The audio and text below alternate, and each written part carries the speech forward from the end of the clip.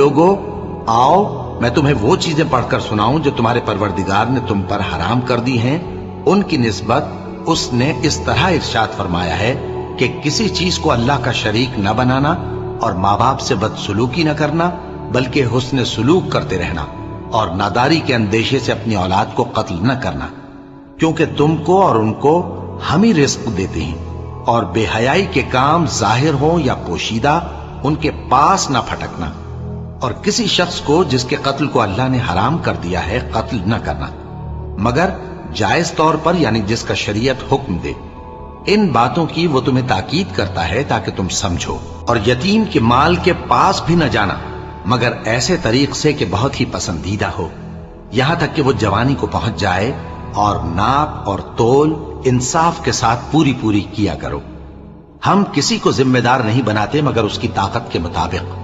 اور جب کسی